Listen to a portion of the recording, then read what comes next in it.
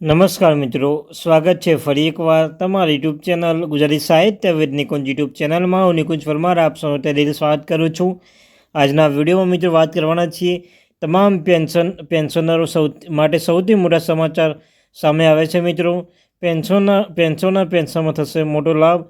60 વર્ષ ઉપરના પેન્શન થશે વિશેષ ફાયદો. તેના વિશે આપણે વિડીયોમાં ચર્ચા કરીશું. તે પહેલાં મિત્રો, જે વોટ્સઅપ ગ્રુપ બનાવવામાં આવે છે, ટેલિગ્રુપ બંને બનાવે છે મિત્રો, લિંક ડિસ્ક્રિપ્શન મૂકું છું, અવશ્ય તે જોઈન થઈ જજો.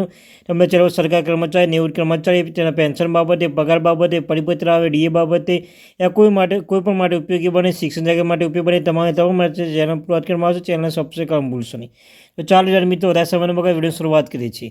તાજેતરમાં મિત્રો ઈપીએફઓ દ્વારા એક ઓર્ડર જારી કરવામાં આવ્યો છે. તેમાં આદેશ કરવામાં આવ્યું છે કે 1/2/24ની મોંઘવારી ભથ્થું વધારીને 50% કરવામાં આવ્યું છે. 7મા કેન્દ્રીય પગાર પંચ કરાયેલી ભલામણ મુજબ મોંઘવારી ભથ્થું 50% સુધી પહોંચતા સાથે જ ગ્રેજ્યુટી દર 20 લાખ રૂપિયાથી વધારીને 25 લાખ રૂપિયા કરવામાં આવશે એવી માહિતી પ્રાપ્ત થાય છે. ત્યારબાદ મિત્રો જે છે બીજી મહત્વમાં વધે છે કે 25 લાખ રૂપિયા કરવામાં આવે છે. આવી સ્થિતિમાં ઈપીએફઓ દ્વારા ગ્રેજ્યુટી મર્યાદા 20 લાખ વધીને ₹25 લાખ કરવામાં આવી છે. તેનો આદેશ 30 એપ્રિલ 2024ની રોજ જારી કરવામાં આવે છે. હવે આ આદેશ મોકૂફ રાખવામાં આવશે. ઈપીએફઓ 7/5/24ના રોજ નવો આદેશ જારી કરાયો છે. ગ્રેજ્યુટીની મર્યાદા વધારીને 25 લાખ રૂપિયા કરવામાં આદેશ મોકૂફ કરવામાં આવ્યો છે. હવે આ નવા આદેશ અનુસાર આગામી આદેશ સુધી ગ્રેજ્યુટી મર્યાદા 20 લાખ રૂપિયા જ રહેશે. પંજાબ અને Haryana high court case number CWP 602/2023 સીધાલાલ કરકરા વિરુદ્ધ પંજાબ રાજ્ય મોટો ચુકાદો આપ્યો છે. જેમાં કહેવામાં આવ્યું છે કે જો નિવૃત્તિ પછી કર્મચારી નિવૃત્તિ લાભ મેળવવામાં વિલંબ થાય છે તે વ્યાજ માટે હકદાર રહેશે.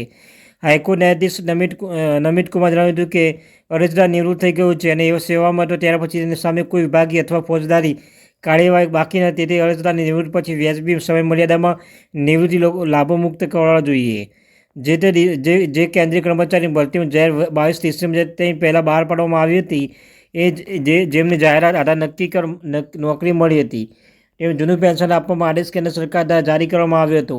કેન્દ્ર સરકાર દ્વારા 3 માર્ચ 2023 રોજ આદેશ જારી કરવામાં આવ્યો હતો કે આવા કર્મચારી OPSમાં જઈ શકે છે. આવા જે કર્મચારીઓ છે તે આવા હવે સવાલ છે કે આવી રીતે જે કર્મચારીઓએ 22 ડિસેમ્બર 2023 ભરતી જાહેરાતના આધારે કરવામાં આવી હતી. 3 માર્ચ 2023 પહેલાં NPSમાં નિવૃત્ત થઈ ગયા હતા. આવા કર્મચારી OPSમાં કેવી લેવશે OPS કેવી લેવાશે કેન્દ્ર સરકાર દ્વારા સ્પષ્ટ જારી કરવામાં આવી છે. કેન્દ્ર સરકારે કહ્યું કે આવા કર્મચારી કેટલીક શરતો પાલન કરવું પડશે. ઉદાહરણ તરીકે જો તેણે નિવૃત્તિ પછી NPS તમામ લાભો લીધા હોય છે તો તે પરત કરવાના રહેશે. તેઓ નિવૃત્તિ પર NPSમાંથી મેળવવા નાણાં પરત કરશે તો OPSનો લાભ મેળવી શકશે. CGS લાભાર્થીઓ હાલમાં એક મોટી મૂંઝવણમાં છે કે શું CGS આઈડી આભા આઈડી સાથે લિંક કરવાનું કે નહીં. જો તમારે લિંક કરવી હોય તો કેટલો સમય માટે?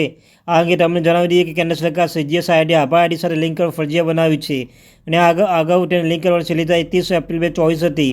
તે વધારાના 31 ઓક્ટોબર 2024 કરવામાં આવી છે.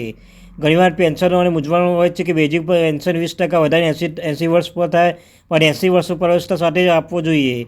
તો અહીં તેમને જણાવી દઈએ કે વર્તમાન નિયમ મુજબ 80 વર્ષ પર થાય પણ બેઝિક પેન્શન 20% વધારે આપવામાં આવશે. તમારી તમારી ઉંમર 81 વર્ષ થઈ જાય પછી તેમને 20% વધારાનું પેન્શન ચૂકવવાનું આવે છે.